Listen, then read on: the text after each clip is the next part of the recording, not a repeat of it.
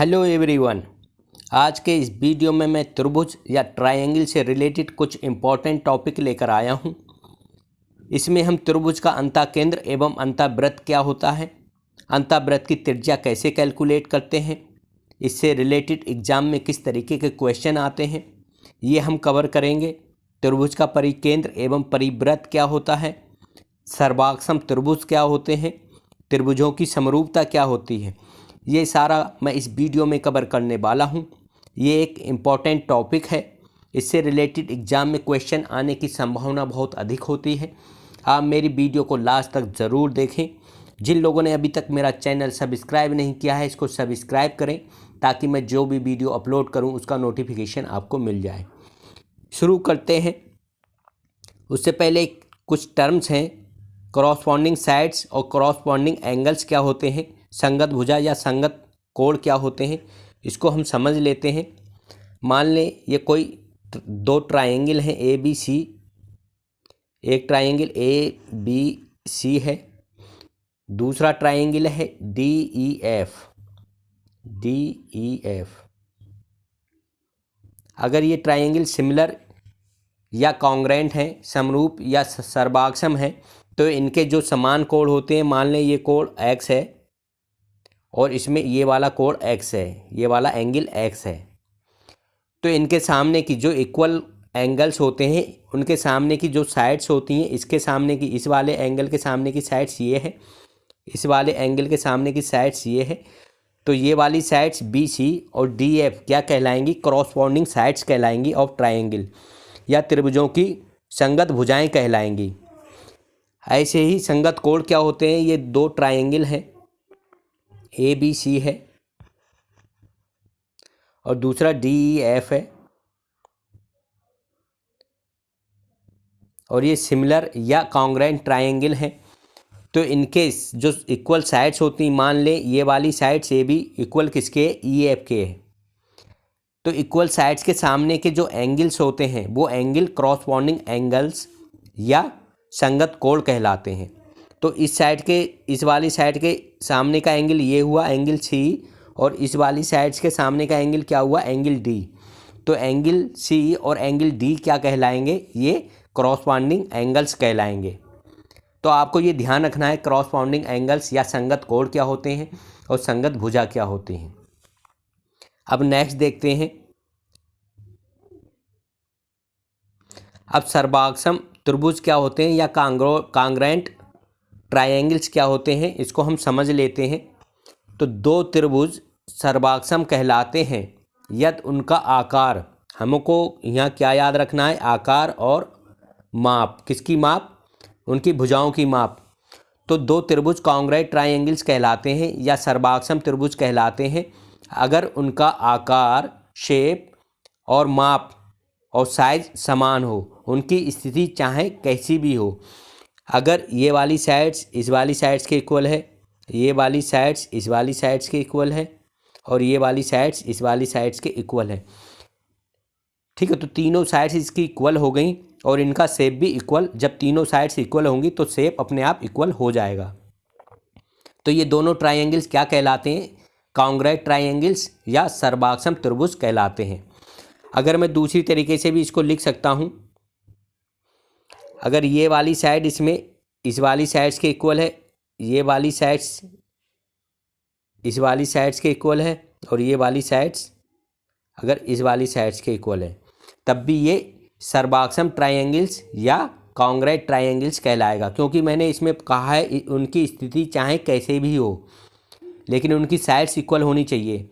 कोई ज़रूरी नहीं है ए बी डी के इक्वल हो, ए बी ई एफ के इक्वल हो सकती है या बी सी एफ डी के इक्वल हो सकती है। अब मैं दूसरे तरीके से एक एग्जाम्पल से समझा देता हूँ। मान लें इसकी ये भुजा 3 सेंटीमीटर है, ये 4 सेंटीमीटर है, ये 5 सेंटीमीटर है, तो इसकी ये 3 है, ये 4 है, ये 5 है, तो इसकी साइड्स क्या हैं, 3 4 5 हैं, तो इसकी भी साइड्स क्या हैं, 3 4 और 5 हैं, इक्वल हैं। इसका मतलब साइड्स इक्वल हैं और शेप भी इनका इक्वल है, तो इसलिए ये क्या कहलाएंगे, कॉन्ग्रेंट ट्रायंगल कहलाएंगे। नेक्स्ट देखते हैं, सिमिलरिटी ऑफ ट्रायंगल्स क्या होती है या ट्रायंगल्स की समरूपता क्या होती है। दो ट्रायंगल समरूप ट्रायंगल कहलाते हैं अगर उनका शेप एक जैसा हो। यहाँ साइज ज़रूरी नहीं है साइज इक्वल हो, लेकिन शेप इक्वल होता है, साइज इक्वल नहीं होता है। जिन ट्रायंगल्स में, जैसे कोई ट्रायंगल है ए बी सी, ये एक ट्रायंगल हो गया ए बी सी, और ये दूसरा ट्रायंगल हो गया D E F, D E F. तो ये ट्रायंगल क्या कहलाएंगे? ये सिमिलर ट्रायंगल कहलाएंगे, क्योंकि इनका शेप या जो शेप है, आकार है, देखने में एक जैसा है, लेकिन इनकी साइड्स इक्वल नहीं है। ये वाला ट्रायंगल इस वाले ट्रायंगल से बड़ा है, ठीक है। अगर इनके साइज भी इक्वल हो जाएंगे तो ये कॉन्ग्रुएंट ट्रायंगल या सर्बाक्षम ट्रायंगल कहलाएंगे। तो एग्जाम में किस तरीके का क्वेश्चन आता है, दो ट्रायंगल आपको दे देगा, उनकी भुजाएं दे देगा या उनके कोण दे देगा, पूछ लेगा ये सर्बाक्षम ट्रायंगल है या सिमिलर ट्रायंगल्स हैं। तो आपको देख के बताना है, अगर उनके कोण इक्वल हैं लेकिन साइड्स इक्वल नहीं है तो वो सिमिलर ट्रायंगल कहलाएंगे, और अगर उनके कोण और साइड्स दोनों इक्वल हैं तो वो सर्बाक्षम या कॉन्ग्रुएंट ट्रायंगल कहलाएंगे। अब सिमिलर ट्रायंगल में होता क्या है? जो सिमिलर ट्रायंगल होते हैं इसमें, जैसे ये ट्रायंगल है ए बी सी और दूसरा ट्रायंगल है ये डी ई एफ, तो इनकी जो साइड्स होती हैं वो समानुपाती होती हैं। जो करॉस्पॉन्डिंग आर्म होती हैं, करॉस्पॉन्डिंग आर्म मैंने बता दिया था, करॉस्पॉन्डिंग आर्म्स कौन सी होती हैं? जो इक्वल एंगल्स के सामने की जो साइड्स होती हैं वो करॉस्पॉन्डिंग साइड्स कहलाती हैं, ठीक है। तो ए बी क्या होता है? A B upon B C similar triangle में बराबर क्या होता है? डी सी, सॉरी, ये होगा ए बी अपॉन इस वाले ये वाली अपॉन ये वाली इक्वल टू ये वाली अपॉन ये वाली equal to B C upon E F, B C upon E F equal to A C upon D F, A C upon D और एफ। तो इनकी भुजाओं का जो होती हैं वो प्रोपोर्शन होती हैं या समानुपाती होती हैं। तो ए बी अपॉन, बस आपको ये याद रखना है, जो करॉस्पॉन्डिंग आर्म्स होती हैं वो समानुपाती होती हैं, कोई भी आर्म समानुपाती नहीं होगी। जैसे ये वाला एंगल 30 एक्स डिग्री है तो इसके, और ये वाला एक्स डिग्री है, ये वाई डिग्री है और ये जेड डिग्री है, इसमें भी ये एक्स है, ये वाई है और ये जेड है। तब उस केस में ये होगा, अगर इनकी स्थिति चेंज हो जाएगी, तो मान लेते हैं ये ट्रायंगल है, ये वाला, ये एक्स है, ये वाई है और ये जेड है। इस वाले ट्रायंगल में दूसरा लेते हैं, ये एक्स है, ये वाई है और ये जेड है। तो हमको करॉस्पॉन्डिंग साइड्स लेनी है, ए बी सी है और ये डी ई एफ है। तो करॉस्पॉन्डिंग साइड्स क्या होंगी? एक्स के सामने वाली साइड, एक्स के सामने वाली साइड क्या होगी? ए सी होगी, तो ए सी, और दूसरे ट्रायंगल में एक्स के सामने वाली साइड क्या होगी? D upon D. ये किसके इक्वल होगा? ये वाई के करॉस्पॉन्डिंग जो साइड्स होगी ए बी अपॉन यहाँ क्या होगा? ई एफ, और ये इक्वल होगा किसके?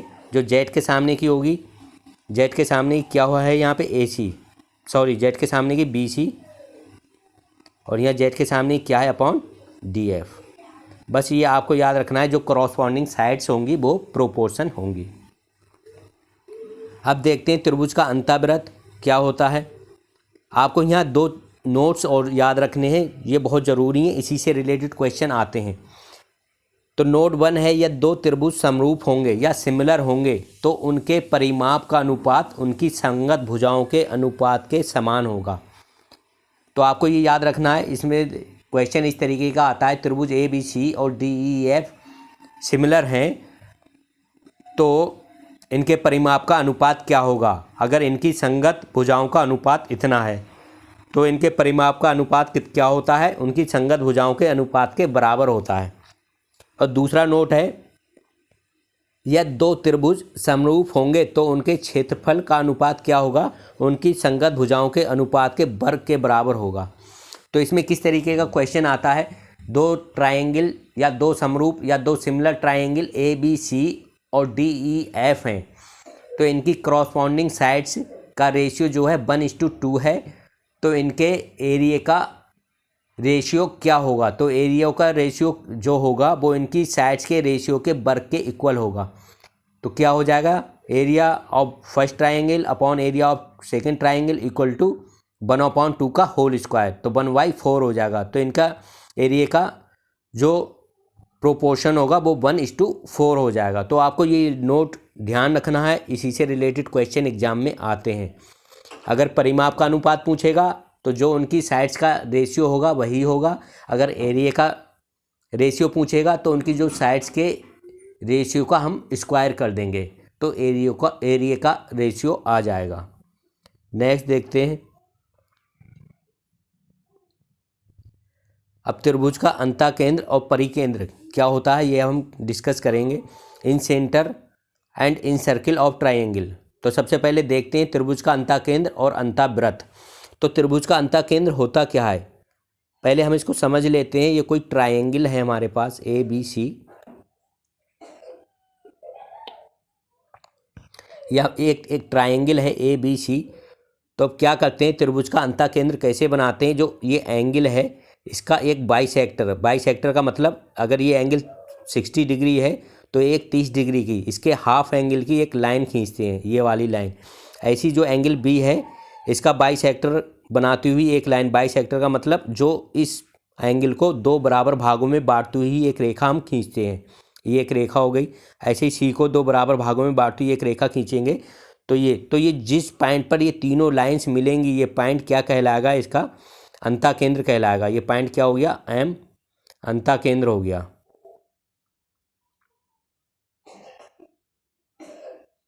तो त्रिभुज का अंतःकेंद्र क्या होता है?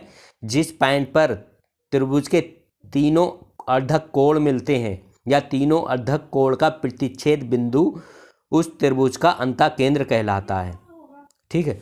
और जब इसको हम सेंटर मानकर कोई एक वृत्त बनाते हैं जो त्रिभुज की तीनों लाइन को टच करे और इसके अंदर रहे तो इस सर्किल को हम क्या कहेंगे? इस सर्किल को हम अंतः सर्किल या इन सर्किल कहेंगे।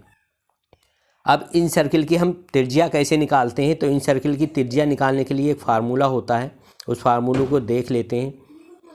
तो त्रिभुज के अंतःवृत्त की त्रिज्या बराबर होती है 2 इंटू त्रिभुज का क्षेत्रफल अपॉन त्रिभुज का परिमाप। तो 2 into area of triangle upon perimeter of triangle. तो इससे क्या निकलेगा? इससे निकल जाएगा त्रिभुज के अंतःवृत्त की त्रिज्या। तो ये फार्मूला आपको याद रखना है। इससे रिलेटेड कुछ और भी क्वेश्चन है, किस तरीके के क्वेश्चन बन सकते हैं या किस तरीके का क्वेश्चन आ सकता है। एक और रिलेशन होता है वो मैं बता देता हूँ। कोई ये ट्राइंगल है ABC,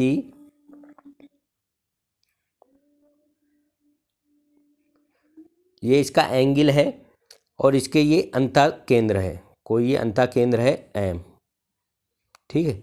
ये M जो है अंतःकेंद्र है। तो अगर हमको ये एंगल निकालना है, एंगल BMC, तो बताइए एंगल BMC कैसे निकालेंगे? एंगल BMC ये किसके इक्वल होगा? ये एक रिलेशन होता है 90 डिग्री और इसके अपोजिट एंगल कौन सा है? ये वाला, इसका हाफ 1/2 एंगल A। ठीक है। जो एंगल यहाँ पे जो एंगल होगा उसका हाफ 90 में जोड़ देंगे तो एंगल BMC निकल आएगा। ऐसे ही हमको अगर दूसरा एंगल निकालना है, कुछ भी आ सकता है। ये इसका इन सेंटर है, ये कोई इन सेंटर है, ठीक है। अब हमको ये वाला एंगल निकालना है तो ये वाला एंगल क्या होगा? इसको लिख लेते हैं ABC और ये पॉइंट M है, जो इंटरसेक्शन पॉइंट है वो M है। तो एंगल AMC क्या होगा?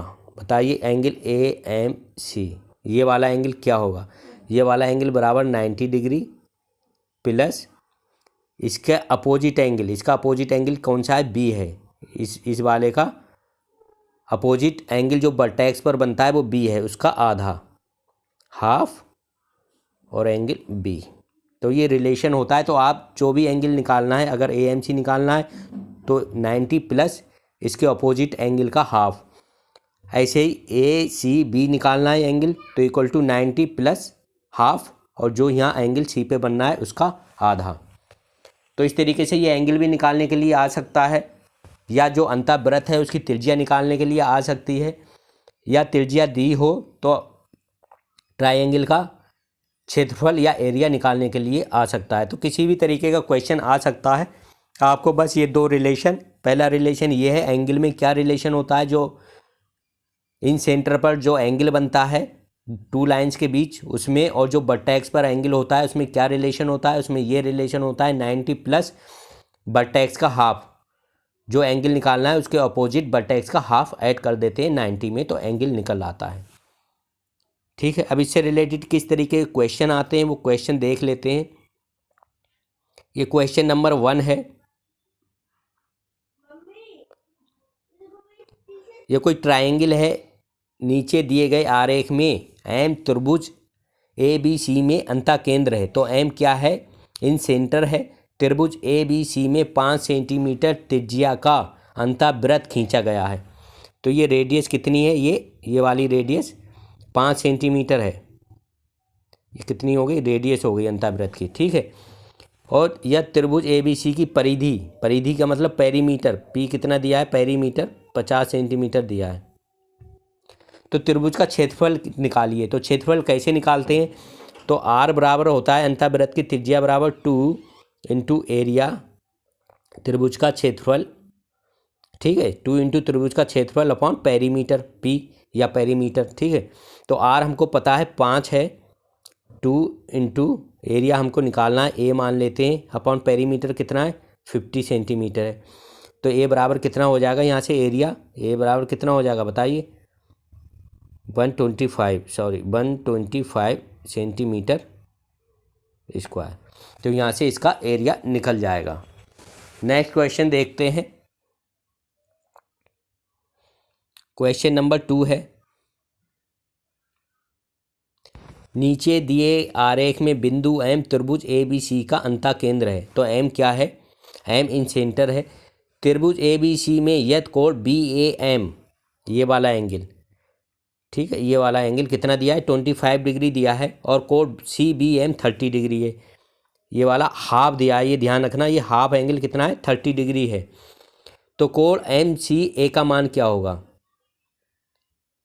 एम सी ए का ये वाला एंगल बताना है।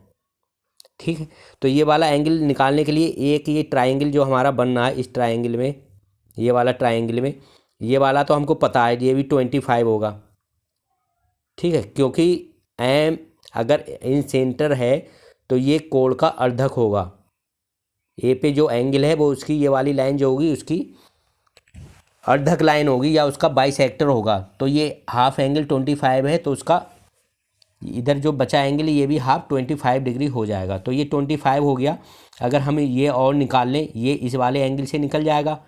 एंगल ए एम सी कितना हो जाएगा बताइए, एंगल ए एम सी मैंने बताया था कितना होगा 90 डिग्री प्लस हाफ, हाफ किसका, हाफ एंगल बी का, क्योंकि उसके अपोजिट एंगल, इसके अपोजिट एंगल कौन सा होगा, ये वाला एंगल, हाफ एंगल वी। तो एंगल बी का हाफ कितना है, पहले ही 30 डिग्री है एंगल बी का हाफ, क्योंकि ये हाफ ही दिया है 30 डिग्री। तो 90 प्लस 30 कितना हो जाएगा 120 डिग्री हो गया। तो ये वाला एंगल 120 डिग्री हो गया। अब त्रिभुज में दो एंगल हमको पता लग गए, तो तीसरा एंगल निकाल सकते हैं। तीसरा एंगल कैसे निकालेंगे, दोबारा लिख लेता हूँ। ये वाला 120 आ गया, ये वाला 25 है, और ये वाला हमको निकालना है। तो त्रिभुज के तीनों अंतःकोणों का योग पता है हमको कितना होना चाहिए, 180 डिग्री होना चाहिए। तो एंगल एम सी ए कितना हो जाएगा, बराबर 180 माइनस इसमें से 120 प्लस 25 माइनस कर देंगे, 120 और प्लस 25। ठीक है, कितना हो जाएगा 180 माइनस 145, कितना आया 55 डिग्री। सॉरी, ये 55 नहीं होगा, कितना होगा 35 डिग्री होगा, ये आएगा 35 डिग्री। तो ये वाला एंगल जो हो जाएगा आपका 35 डिग्री हो जाएगा। तो इससे रिलेटेड किसी भी अगर तरीके का क्वेश्चन आता है तो आप ऐसे सॉल्व कर सकते हैं। नेक्स्ट देखते हैं अब। त्रिभुज का परिकेंद्र एवं परिवृत्त होता क्या है, पहले इसको समझ लेते हैं।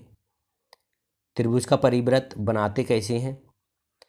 ये कोई अगर हमारे पास ट्रायंगल ए बी सी है, ये कोई ट्रायंगल ए बी सी है, ए बी सी, ठीक है, ये ट्रायंगल ए बी सी है। तो इसका परिवृत्त हम बनाते कैसे हैं। ए सी का परपेंडिकुलर, ये वाली लाइन जो है इसका परपेंडिकुलर बाइसेक्टर। परपेंडिकुलर बाइसेक्टर का मतलब ए सी को दो इक्वल भाग में डिवाइड करे और ए सी पर परपेंडिकुलर हो, ये बनाते हुए लाइन खींचेंगे। ऐसे ही इस वाले इसका बाइसेक्टर, परपेंडिकुलर बाइसेक्टर, और ऐसे ही इसका परपेंडिकुलर बाइसेक्टर, ये जिस पॉइंट पर मिलेंगे ये त्रिभुज का परिकेंद्र कहलाएगा। और इस पॉइंट को हम सेंटर मानते हुए जो ये तीनों वर्टेक्स से जाता हुआ एक सर्किल खींचेंगे तो इसको हम क्या कहेंगे, परिवृत्त कहेंगे। ट्रायंगल का क्या कहेंगे, परिवृत्त कहेंगे। तो ये आर हो गई, ये भी आर हो गई और ये भी आर हो गई, ठीक है। तो ट्रायंगल के भुजाओं का जो परपेंडिकुलर बाइसेक्टर जिस पॉइंट पर मिलते हैं वो पॉइंट क्या कहलाता है, वो पॉइंट ट्रायंगल का सरकम सेंटर कहलाता है। और उस पॉइंट को सेंटर मानकर अगर कोई सर्किल जो तीनों वर्टेक्स से ट्रायंगल के गुजरता है तो उस सर्किल को क्या कहते हैं, सरकम सर्किल कहते हैं। अब सरकम सर्किल की त्रिज्या कैसे निकालते हैं, तो त्रिज्या निकालने का एक फार्मूला होता है। त्रिभुज के परिवृत्त की त्रिज्या क्या होती है, बराबर तीनों भुजाओं का गुणनफल अपॉन 4 इंटू त्रिभुज का क्षेत्रफल।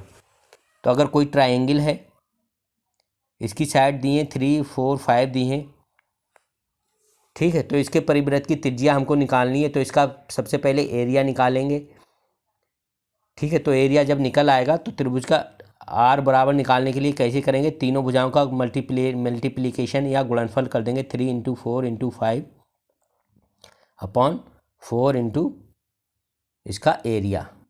एरिया हम कैलकुलेट कर सकते हैं जब तीनों साइड दी होती हैं, तब under square root s minus a, s minus b और एस माइनस सी।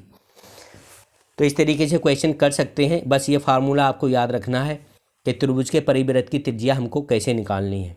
अब एक रिलेशन और होता है, इसमें एंगल का रिलेशन होता है, वो रिलेशन और बता देता हूँ। जैसे पिछले हमने बताया था अंतःवृत्त के लिए, ऐसी परिवृत्त के लिए एक रिलेशन है, ठीक है। ये कोई ट्रायंगल है ए बी सी और इसका ये परी सेंटर है, एम है।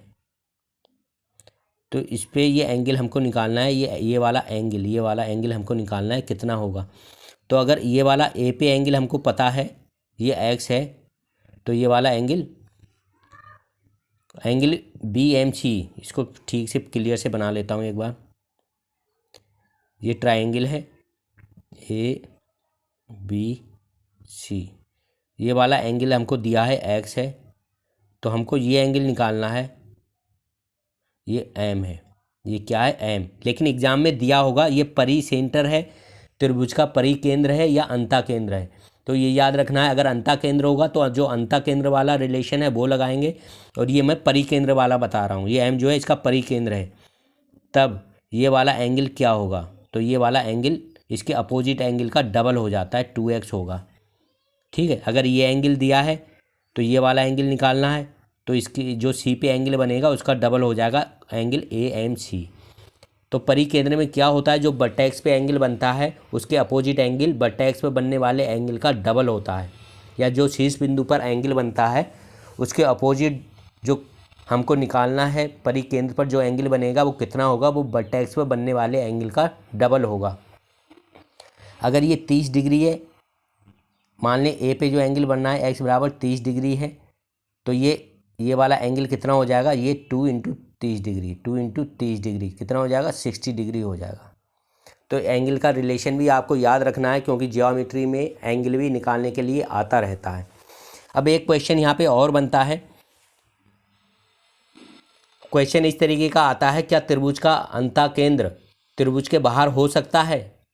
तो अंता केंद्र कभी भी त्रिभुज के बाहर नहीं हो सकता, लेकिन परिकेंद्र जो है परिकेंद्र त्रिभुज के बाहर हो सकता है। परिकेंद्र त्रिभुज के बाहर कैसे हो सकता है ये देखेंगे, ये मैं बना के बता देता हूँ। ये कोई ट्रायंगल है, ट्रायंगल ये है, ठीक है, इस तरीके का है। अब इसका जब हम परिकेंद्र निकालेंगे तो इसका परिकेंद्र बाहर आ सकता है, यहाँ कहीं आ सकता है, ठीक है। तो जो ट्रायंगल जिसका एंगल जो होता है 90 से ज़्यादा होता है तो उसका परिकेंद्र बाहर हो सकता है। जो सर्कम सेंटर है वो ट्रायंगल के बाहर हो सकता है, लेकिन इन सेंटर जो होता है वो हमेशा ट्रायंगल के अंदर होता है। तो इस तरीके का क्वेश्चन भी आ सकता है, आपको याद रखना है। इस टॉपिक से और क्वेश्चन क्या बनते हैं, इस टॉपिक से और क्वेश्चन इस तरीके के बनते हैं, जैसे दे देगा समबाहु या इक्विलेटरल ट्रायंगल के इन सर्किल और सरकम सर्किल का रेडियस का रेशियो क्या होगा, उसके अंतः केंद्र की त्रिज्या और बाह्य केंद्र की त्रिज्या का अनुपात कितना होगा। समबाहु त्रिभुज के पूछ लेगा, किसी भी तरीके का क्वेश्चन आ सकता है। तो समबाहु त्रिभुज में एरिया का फार्मूला आपको पता है। जब एरिया निकल जाएगा, पेरीमीटर भी आपको पता होती है। अगर एक साइड पता है तो तीनों साइड इक्वल होती हैं इक्विलेटरल ट्रायंगल में, तो तीनों साइड आपको पता लग जाएंगी। तो उससे आप क्या निकाल सकते हैं, R1/R2 निकाल सकते हैं। तो इस टॉपिक से रिलेटेड आप जो भी क्वेश्चन बनते हैं उन क्वेश्चन की प्रैक्टिस करना। इस टॉपिक से कई सारे क्वेश्चन एग्ज़ाम में आते रहते हैं, तो आप प्रैक्टिस ज़रूर कीजिएगा। नेक्स्ट वीडियो में मैं इससे रिलेटेड कुछ और क्वेश्चन की प्रैक्टिस करा दूंगा, और नेक्स्ट वीडियो में हम रेक्टेंगल, स्क्वायर और जो भी हमारी शेप बचे हैं उनका एरिया निकालना बताऊंगा, और किस तरीके के एग्ज़ाम में क्वेश्चन आते हैं वो मैं बताऊंगा। आज की वीडियो में सिर्फ इतना ही। Thank you.